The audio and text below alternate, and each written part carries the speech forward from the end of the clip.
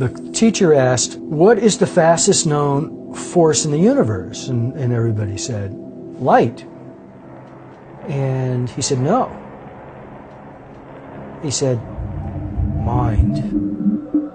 We can travel from here to the outer galaxies in a moment in the mind. It'll take years by light.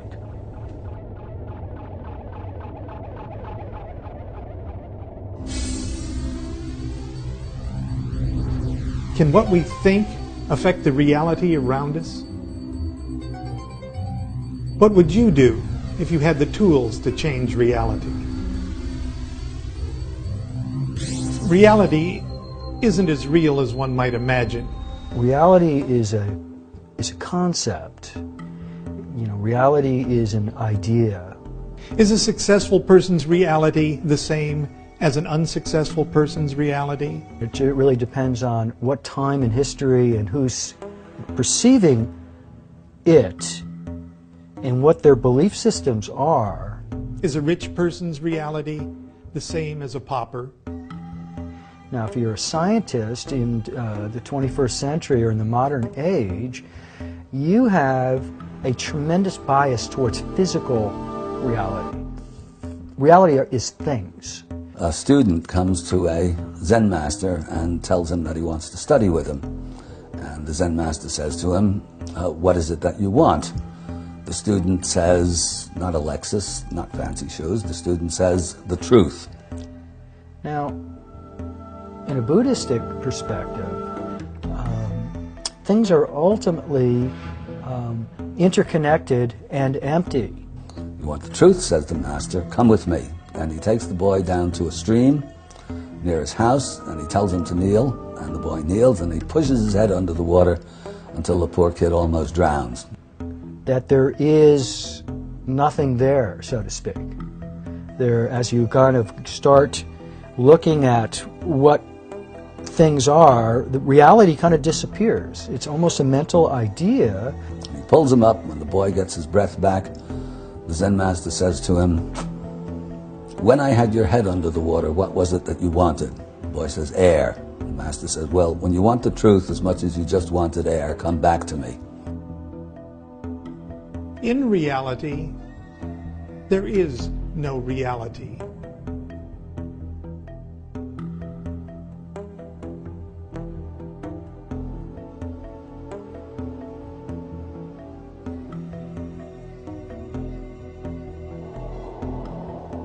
In this episode, we're going to look at the initiatory level that corresponds to the element of air. Alchemical air corresponds in the tarot to the suit of swords, and in the human condition, the intellect.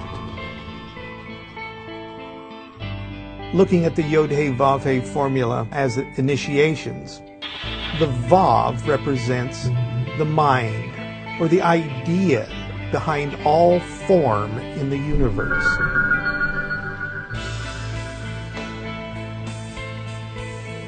You talk about the tarot deck and the element of air and its association with the suit of swords. Now you look at swords in the tarot, you say, well, that's kind of a militaristic, violent sort of thing. What does that have to do with air and intellect?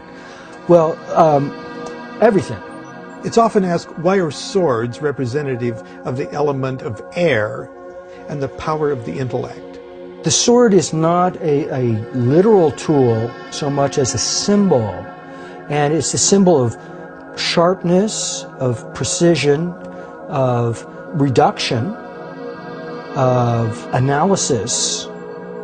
It is really the functioning of the intellect. A sword is an instrument of discrimination.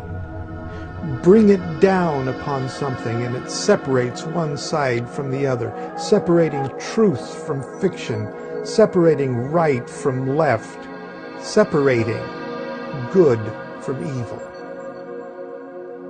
Now the intellect is associated with the element of air. Is that because the air is rich in thought? No. We're not talking about the air as we commonly talk about in the modern world, we're talking about the region of experience that's air-like. Now, in this sword, this sword represents also the word prajna in Sanskrit is a word that means wisdom and sword. And it's a great indication of how words come into language and how wisdom is associated with the weapon of, the symbol of the sword. It is a way of intelligence, like a scalpel, the ability to apply precision, a human intervention, a tool that's able to refine and cut through things, is associated with the element air.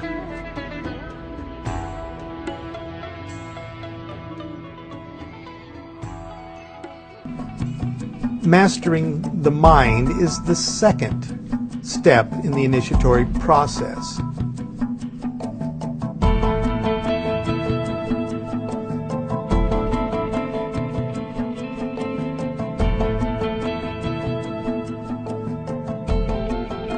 Until somebody convinces you that you are asleep, you don't believe it, and no matter how much you read about it, in fact, very intelligent and gifted people, talented people, are often the hardest to convince. They don't want to know that they're asleep.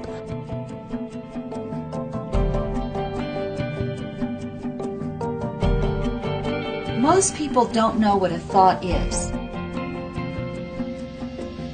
What most people define as thoughts are really opinions about their emotions. Very few people really exist in the world of thought. Unless you're a philosopher or a mathematician, you're still living in what the Hindus would call kama manas, which is desire mind.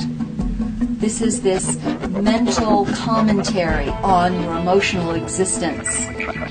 When you realize that you are asleep, in that state of sleep, that's where all the buttons get pressed, because you have no defenses. So in that state of sleep, you are a slave, even if you just won the Nobel Prize or are the richest man in the world, or whatever your material position may be, you're asleep.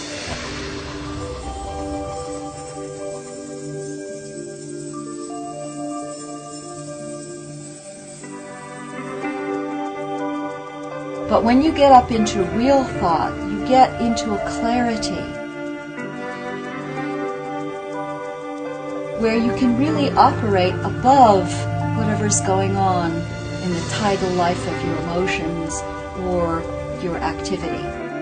And in order to wake up, first, you have to not want to be asleep. You have to seriously not want your buttons to be pressed. And then, if you're lucky, and you set out in the right way, maybe you can start waking up at least a little bit.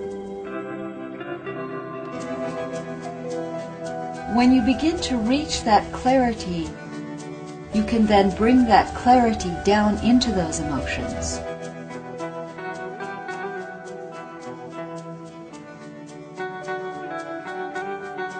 You've created new thoughts, new ways of being, of responding. You are acting rather than reacting to the things that are going on in your life. At that moment, when you're in that corner, you can say, I don't have to do this. I can choose. I can consciously choose to do something else. And that acquisition of that point of choice is really what the mental training is about.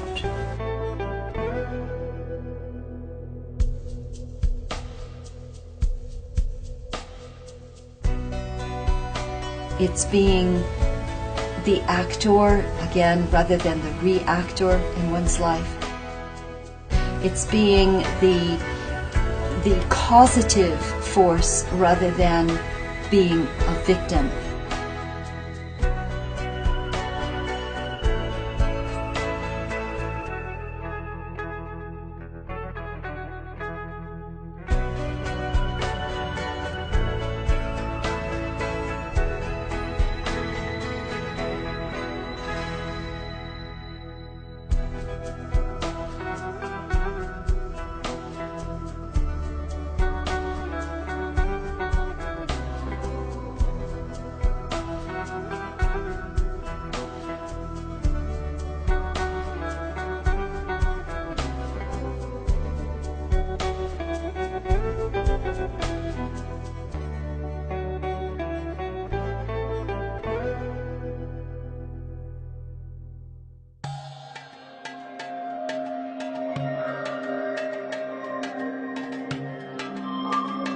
The big problem is the illusion that we are one person,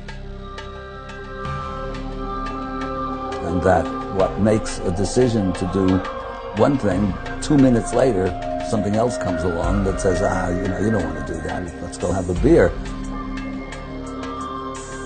So the big problem is, of course, ourselves. Our attention is divided because we are divided. We want one thing when we're cutting the onion, and another thing when we're with a girlfriend, and still something else when we're talking to the boss, and something else altogether again when we're stuck in rush hour. So all of these different aspects of our own personality are warring with each other often. They're not in concord.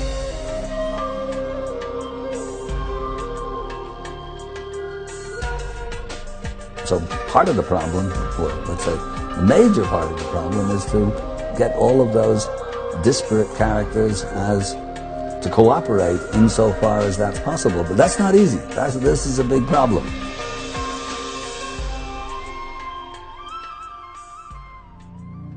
There is a specific body of technique that involves the integration of the physical self, the emotional self, and the mental self, so that they don't fight one another, so that they work in unison.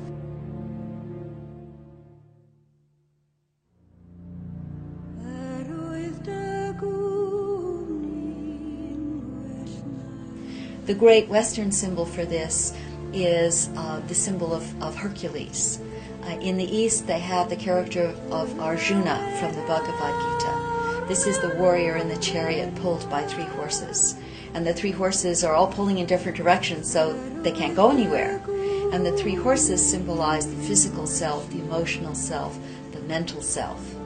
And once you integrate them and have them all going in the same direction, then you can move somewhere.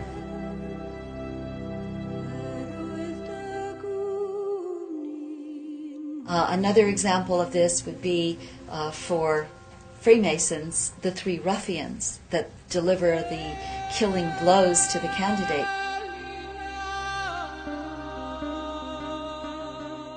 These are symbolic of the 3 bodies. Another example in old fairy tales would be the 3 levels of Cinderella. In the old Cinderella stories, there were 3 balls, and the first dress was spun of moonlight, and the second dress of sunlight, and the third and final dress of starlight. It all stands for the 3 levels of the personality: the physical, the emotional, and the mental self. Most people have not yet reached the place where their personality is integrated. It's like those 3 horses pulling the chariot, but they're all going in different directions. What the physical body wants, what the emotions want, and what the mind wants are not always the same thing at all. You know, you step out of the shower one night and you take a look at yourself in the mirror and you say, I've got to go on a diet. And you make that decision. But then the next day, when the spaghetti passes you by, a different part of you makes a different decision. Because what the emotions want, and what the mind wants, and what the physical body wants, don't always match. So again, part of the work is getting all 3 bodies to work together, to have a consensus, or at least to have a designated leader. In some life situations, you might designate the mind to make the decision. In other situations, it might be the physical that needs to make the decision. The point is conscious choice. The mind, as with other bodies, is subject to the rules of alignment.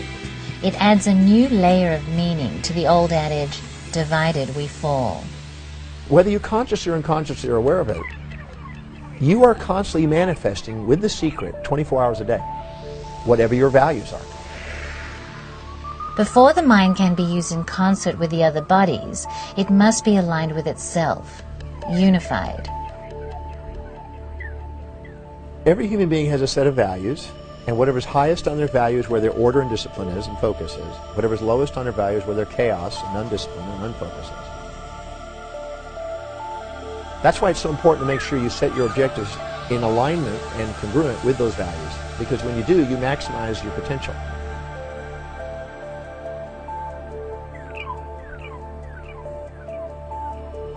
Because we have a left brain, when that tends to put things into series, our values are put into a structure, a series structure. So we're always making decisions based on what's most important at that moment. If all of a sudden our keys are missing, then that moves up to the top, and we make decisions according to what we think is most missing and most important in our life. Whatever's most missing becomes most important. Our voids drive our values. Now, whatever that value is at any one moment in our life, we could call that, because most people are not conscious of it, it's our unconscious. Now, whatever we've injected into ourselves from outside authorities that we think we want, I'm going to call that, whatever we're consciously searching for, could be that. When our conscious does not match our unconscious, there's incongruency, and there's a conflict, and the unconscious will always win. Now, some people call it the subconscious. I like to call it the unconscious, because it's really what's based on our true value systems and how we see the world and act upon the world. All decisions at any split second is being based upon those value systems. So their life is completely demonstrating their values 24 hours a day. Now what happens is, as they go through life, sometimes they subordinate themselves and minimize themselves relative to people who they think have more than them. Maybe they think somebody has more wealth than them, or more intelligence than them, or more spiritual awareness. Or maybe they think that they're more successful, or maybe they have a better relationship, or maybe they're more socially connected, or maybe they have better looks. Anytime they tend to minimize themselves relative to somebody else and subordinate themselves to them, they tend to inject other people's values into their life and try to be more like them. Emerson said, envy is ignorance and imitation is suicide. Because instead of being authentic to ourselves, we start to be somebody we're not. When we do, we consciously think, I want to do this. But our unconscious, which is based on our real values, keep making us do what's truly in our value system. So anytime we consciously try to go off in a direction that's not matching our unconscious, there's an incongruency. Now, one of the signs of incongruency is you hear yourself inwardly or even outwardly, vocally, saying, I should be doing this, I've got to be doing this, I need to be doing this, I'm supposed to be doing this, which are all languages of imperatives and outside authorities. When somebody's congruent, they say, I love doing what I do. I'm inspired by it. This is what I've always dreamed of. Because now their values and their actions are congruent. The word fulfillment is directly proportional to how well those are congruent. So when you feel fulfilled and grateful for life, they're congruent. And so there is a difference, there's a distinction, and there is a magic, but that magic is something that actually has a science to it, and it's basically having congruency between what you say you want and the values that you hold. And knowing your values, to me, is really crucial if you really want to manifest things. Aligning our conscious and unconscious minds, understanding ourselves enough to be able to distinguish the deeper drives from artificially injected values is an important first step. The mind can be thought of as a lens that can direct our attention inward as well as outward. An important part of the mysteries was learning to focus the mind inward, even focusing the mind on itself. Many allegories of the mystery traditions focus on teaching the student how to prepare each of our four bodies in service of building the temple. What in esoteric studies and practice we try to do is to focus more on the inner building, on the inner temple, because then you're working from the inside out, and that's the only way change can be effected. Whether you're trying to change yourself, whether you're trying to change a relationship, whether you're trying to change a country, until you change the inside and the frequency, the vibratory note of the entity, you can mess up the outside all you want to, but it's going to go back into that same shape once its own note is sounded again. So until you change its note, its frequency, it's going to outpicture the same way. It's not going to do you any good to work on the outside. So until we change the inside, the outside will keep outpicturing the inside. And that's why inner work is so important in esoterics, is because we understand the process of creation, that it is from the inside out, that the dot in the center, the core, the heart, is what creates the entity and how it looks and how it reacts and how it acts to the world outside it.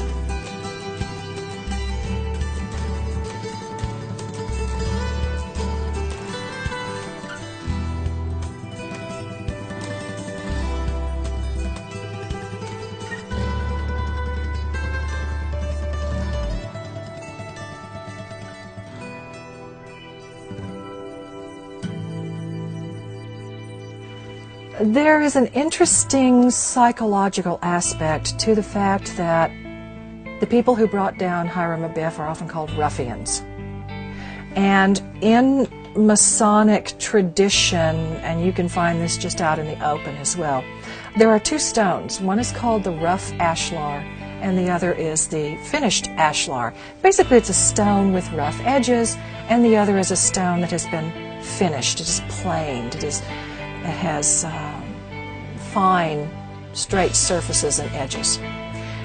Point being that a lot of our psychological aspects are rough until we apply conscious thinking to them, until we apply discipline, until we apply temperance, until perhaps we are taught and coached by others in how to do that. So ruffians, the rough ashlar, I think it is symbolic of what is often called in the mystery schools those things that trip us up on our way to enlightenment, when my favorite phrase for that is the dwellers on the threshold. It's like you are so ready to go be enlightened, but first you got to get past your own stuff. The dwellers on the threshold that are between you and where you want to be. And that's your bad habits, tendencies, misconceptions, prejudices, unrefined parts of yourself.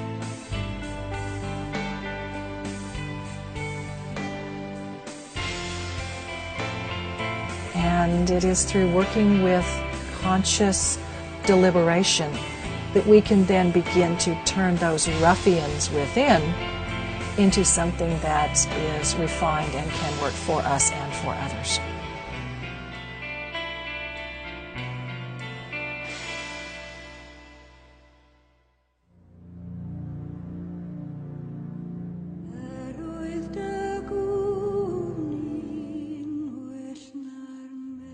Building the temple of God, stone by stone, step by step. Not only does it deal with the initiatory process, it deals with the details of that initiatory process.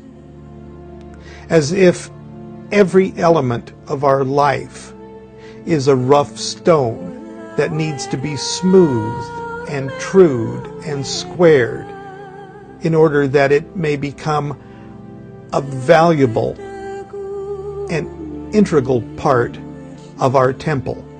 It must be done step by step, stone by stone. And it means knocking off the rough edges of not only our bodies, but our minds and our emotions.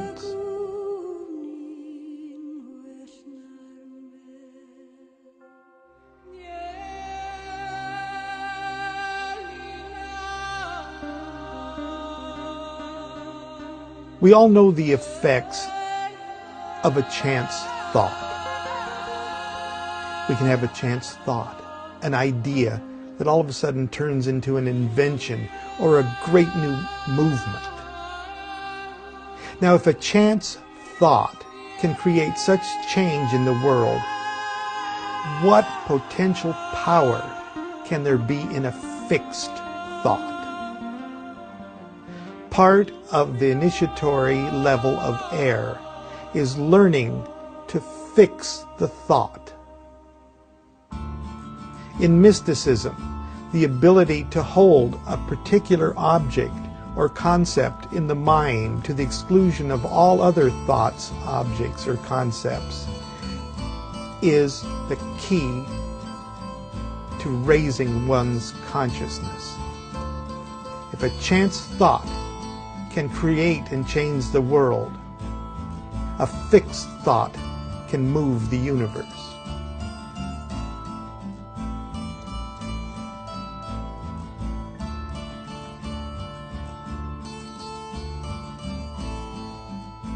That's why so many initiatory systems require the candidate to master these techniques of meditation in order to raise step by step their consciousness.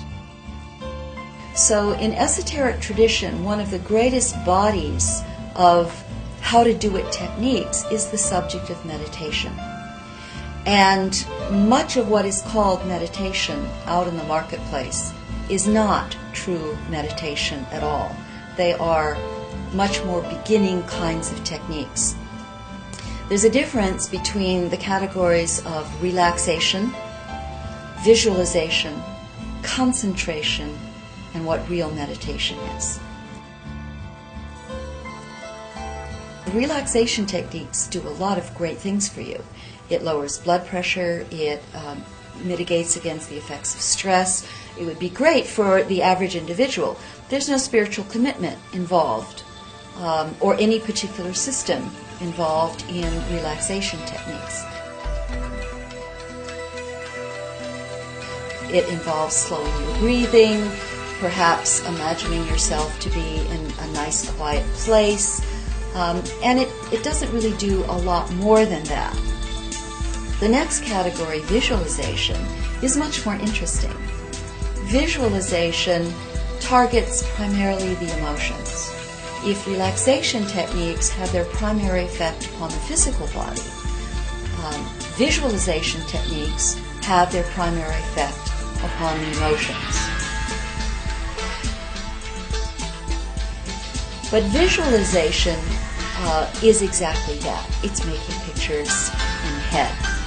And ideally, study in visualization is not just going into a fantasy world. You know, you can imagine yourself on the beach or in a beautiful scene, and you can imagine guides or animals. These are ways of getting in touch with your subconscious, bringing the subconscious to life. And that can be very valuable, but it's not spiritual unfoldment. And certainly there are techniques out there that help you focus your emotions and the power of the emotions to draw whatever you want into your life, whether it be money or mates or, you know, whatever it happens to be. But this is, again, not necessarily spiritual practice. So most of the techniques that are out there are visualization techniques at one level or another, ethical or not.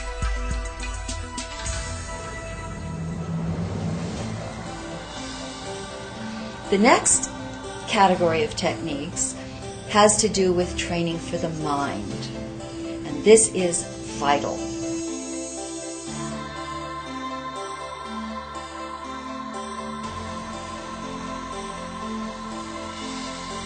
If relaxation deals with the physical body, if visualization deals with the emotions, concentration deals with mental activity. And this is not the intellect. This is not what esotericists would call the lower concrete mind. That kind of mind that gets stuck and thinks it's all important and denies the emotions. It's not that kind of cut-off mind.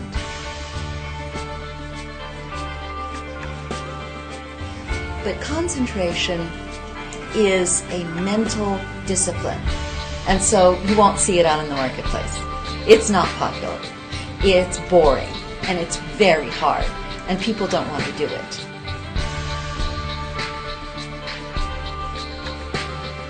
People will begin a mental concentration technique. They'll find that it's too hard, and so they'll say, oh, well, I'm really more spiritually advanced than that. I don't really need to do that kind of technique. But the category of concentration is absolutely vital, because real meditation involves a trained mind. And so concentration teaches you not only how to focus the mind, but it teaches you how to shut up.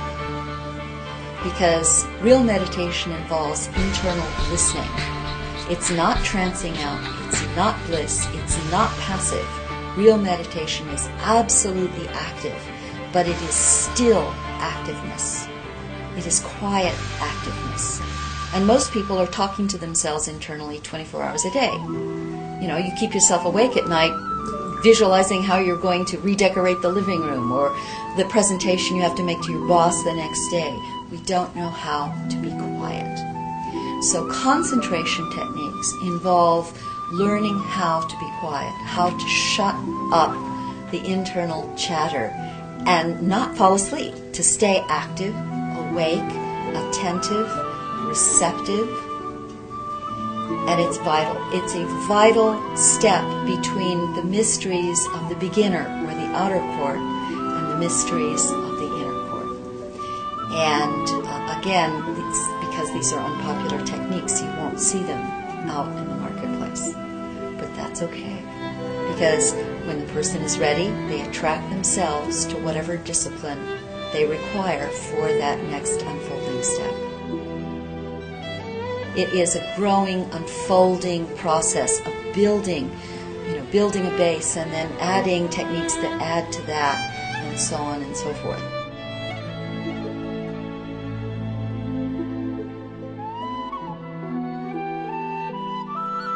Meditation is using the mind to overcome the mind. The exercises of the Hebrew Qabalah require the meditator, if you will, to connect everything in the universe with everything else until literally there is nothing left to connect. In this way, when we hit that divine fullness, that wonderful smooth point where everything is connected with everything else, our mind then becomes a microcosmic image of the macrocosmic consciousness. That is the Kabbalistic illumination. And now you can begin to enter into real meditation, which is the communion between the soul and its extension in the personality. There is a gap between that immortal part of ourselves that people have called the soul or the spirit. This immortal part, this part that we truly are, is disconnected, not completely, because we're alive here, but there's a gap between the consciousness of our higher self and the consciousness of our personality focused through the brain. Meditation begins the mergence of these two parts. It is not a one-way conversation. It is not the personality just standing receptive to the abstract energy of the overshadowing soul and bringing in those spiritual energies. It is also the soul moving downward, taking incarnation into its extension. This is the divine marriage that is talked about in alchemy. It's the mergence of the overshadowing spiritual soul with its personality or persona. Persona is a Greek word that means mask, because the persona is the extension or mask or face that the soul shows to the world. So meditation begins as, first of all, setting up the wiring of communication between the overshadowing soul and the personality. This means that you have to train the brain to register more subtle messages than what it's used to carrying. The brain is involved with physical responses, it's involved with emotional responses, it's involved with levels of thought, but the touch of the soul is a finer energy, and the brain has to be taught how to be receptive to that. Then once the brain is receptive to that, then that energy has to be translated into information, into building thought forms, so that instead of going to the library out here where you get a translation of somebody's translation of somebody's translation, you go to that source that we all draw inspiration from, and you make your own fresh translation, that which is relevant to you. So meditation also involves learning. The three different parts of meditation are meditation for communion. This is meditation for sanctuary, moving into that higher life, for sustenance, It's sort of like the whale that comes up for air. The whale lives in the water, and all its senses are geared toward water. It mates in water. It communicates in water. But it has to go into an alien element to breathe. Human beings are like that. We live in the mental plane and the emotional plane and the physical plane, but our life comes from the realm of the spirit. And meditation is a way of reaching up and taking a breath. So there's meditation for communion, for sustenance, for sanctuary. But there is also a second level of meditation, which is meditation for learning. Receiving those abstract energies from that higher level and then translating them. And this means training your brain to do that. Then the third category of real meditation has to do with service. Putting this built instrument in service to humanity. How can you help behind the scenes? How can you adjust negative situations? How can you bring in a finer, more spiritual quality into your own life and also into the lives of those that you touch? So meditation begins as this two-way communication, and there's a certain body of technique that teaches that. Then there's a certain body of technique that teaches the training of the brain to be that receptive pole for that overshadowing life. And then there is the training for service that we have hints of in all of the world's traditions that have stories about masters or adepts or elder brothers or spiritual beings. This is really the training of becoming a Buddha or becoming a disciple of the Christ. You know, as I have done, you shall do, and even greater things. A lot of people in the West forget that Jesus said, you know, take up your cross and follow, not give me your cross, hop on my back and I'll carry you.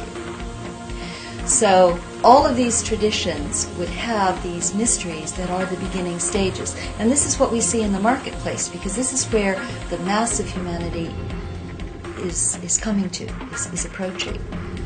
But don't think that that's all there is. That's the porch of the temple. That all of these things that I've described, there are bodies of techniques and training that involve all these stages. And these stages are sequential. One builds on the previous.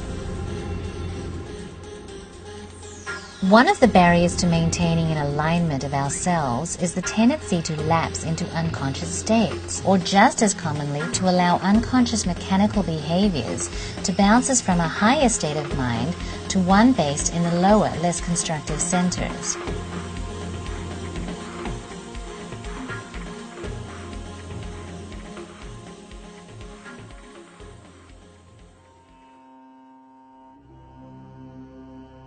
Technologies for overcoming or at least combating these mechanical aspects of ourselves were masterfully illuminated by the mysterious Russian mystic G.I. Gurdjieff. My own background in this, of course I've been around for quite a while, so when I first got interested in this work was back when I was living on the island of Ibiza in the very early 60s, and one way or another I've been involved in, well, my own work, of course, having to do with Egypt and nonfiction and fiction alike. But I've been involved in, let's say, in this quest or on this path for all of these years, which has involved a prodigious amount of reading and thinking and practice as well, of course. And my own background is wholeheartedly Gurdjieffian.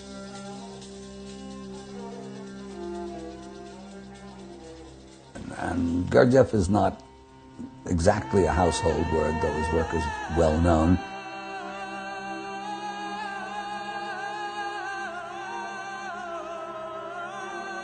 And for those who are unfamiliar with Gurdjieff and are interested at all in what I'm saying here, the best thing to do probably is to read In Search of the Miraculous by P.D. Uspensky, arguably Gurdjieff's most gifted and articulate student, disciple, if you want to call him that, which outlines and details exactly what is involved.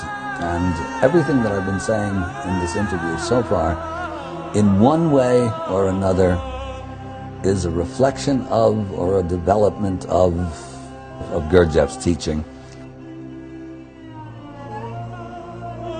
There are certain central tenets to that. One is that we are machines entirely. We have no will of our own. Everybody always talks, oh, well, we have free will. Actually, we don't have free will. We have free will to do something that's unemotionally involved. If we can go out and buy a newspaper now, or 5 minutes from now, or 10 minutes from now, or we can decide that we're not going to turn on the computer right now and we're going to wait 10 minutes. We are not free to like somebody that we dislike, or to even react neutrally when we're insulted or attacked, or to not bask in the glow of flattery when that happens. We have effectively no free will at our disposal. It is there, but that's the pot of gold at the end of the rainbow. Schopenhauer put it well. He said, man has free will, but not the will to use it. So we're back now to our secret of the secret, and the idea that all of this stuff is easy. All you have to do is direct your attention. Directing your attention is the hardest thing of all, and God help you if you haven't directed it towards something that's worth having. The Mysteries not only provided a portrait of the mind as it is, but a roadmap to the mind as it can be. So in the system of initiation, as you've been talking about it here in this program, the next step that you come to is the lower mind. And this is the way that we deal with simply the world around us. It's our navigation system, if you will, for getting around the regular world. And it's perfectly fine, it can work really well, but it's not what we call higher mind, which we'll come to a little bit later.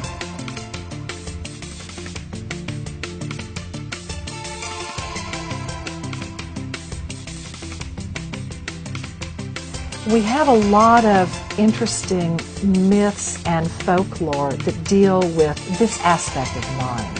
And usually it's something that the trickster does to the hero of the story.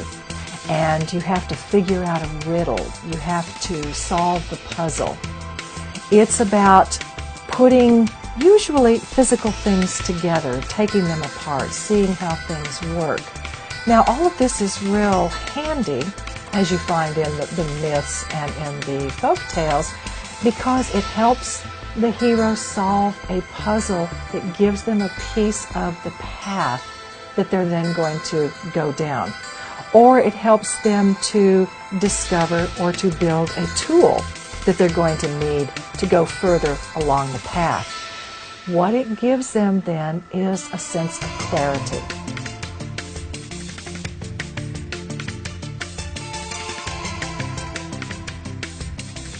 Just as the first initiation, working on the physical self, gives you a sense of the vehicle that you're in and how it operates.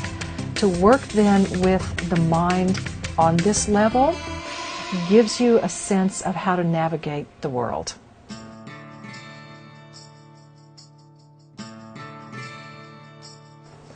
A couple of examples from myth of this particular step along the path of initiation that I will call lower mind. You have in, I think, the Greek myth of Odysseus, one of the best examples of this aspect of the self that needs to come under control.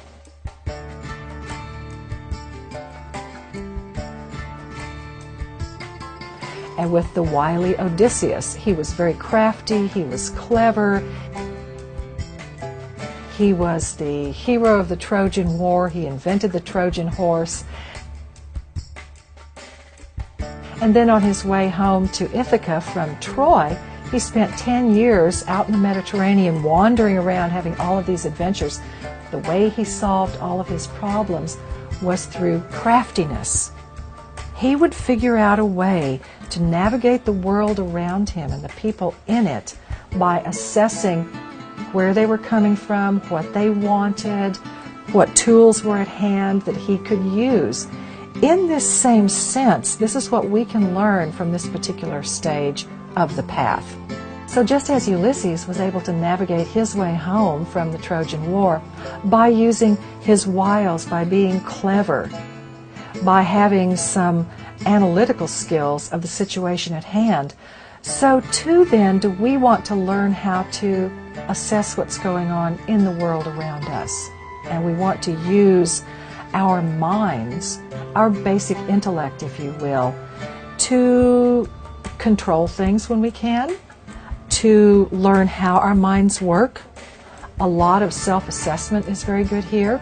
You know, take the Myers-Briggs test, take the Enneagram test, work on the chakras, find out where you are operating at any particular time. And learn then more about yourself and the way your thoughts operate. One of the advantages to that is that once you learn what some of your typical trains of thought are, you can derail them before they take you to the wrong place. Becoming the director of our thoughts is like taking the captain's wheel of our own mythic voyage. When we learn to relate to our mental operation as a sort of projector that we control and not mistake our thoughts for the actual experience of life, we begin to expand our consciousness and become aware of signals that are too subtle to hear when we identify too closely with the lower mind. This prepares the path for our eventual ability to consciously shift our perspective and point of operation from lower, logical mind to higher, inspirational mind, or to whatever center is appropriate.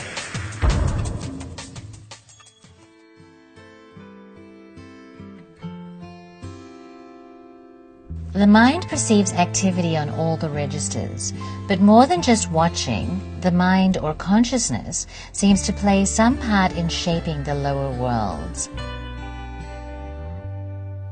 Like art, music, and the ancient art of temple building, the mysteries inform us that an important role of consciousness in a material universe is to transmute or transubstantiate the patterns of order and harmony that we perceive in the higher worlds into the manifest world.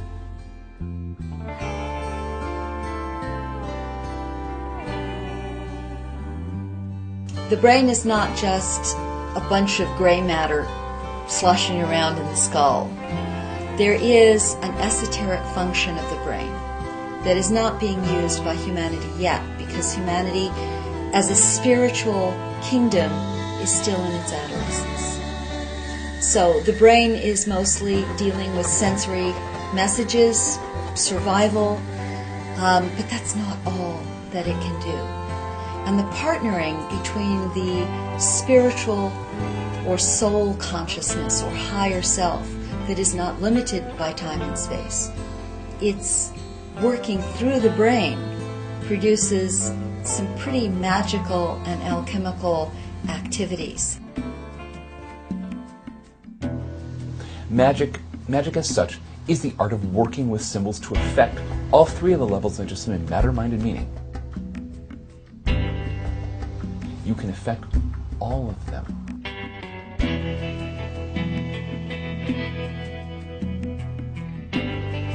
This is the scary thing to people in our modern society.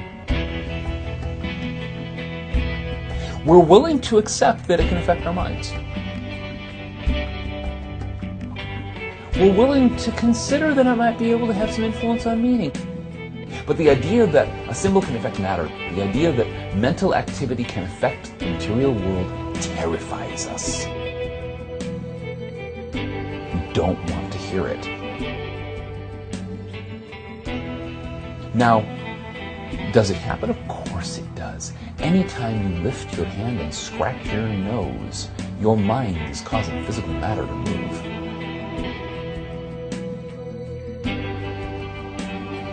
But we try to pretend that that's not happening. and we certainly try to pretend that it can't happen outside the limits of the skin.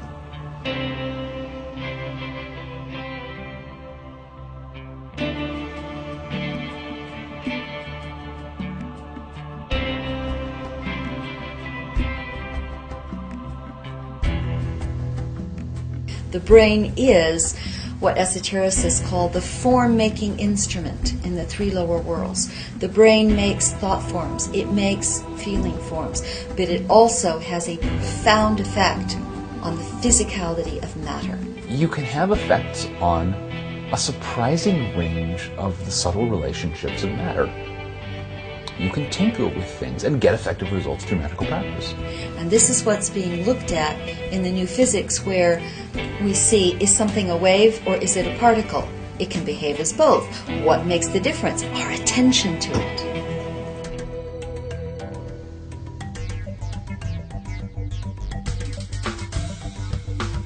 There is something in the functioning of the human brain and focused attention that causes matter to be in a certain way. This does not mean Harry Potter stuff. Nobody's playing Quidditch out there using real magic. You're not going to go, Rosam Qabalah, and have your rocks fly upward or this kind of stuff. Applying these ancient powers and techniques is not as easy as Harry Potter waving a wand. It has everything to do with one's own consciousness and one's own ability to harmonize that consciousness with the universal consciousness.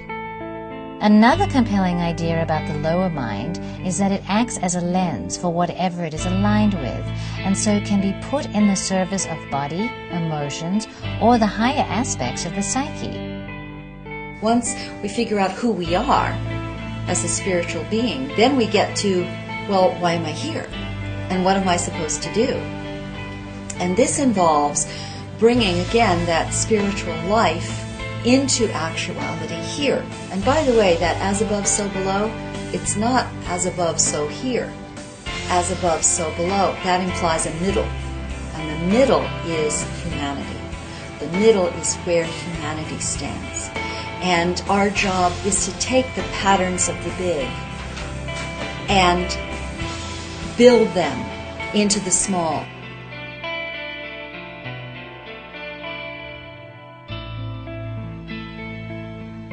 The universe is full of conscious intention, and those intentions are sometimes smaller subsets and sometimes larger subsets, all manifesting.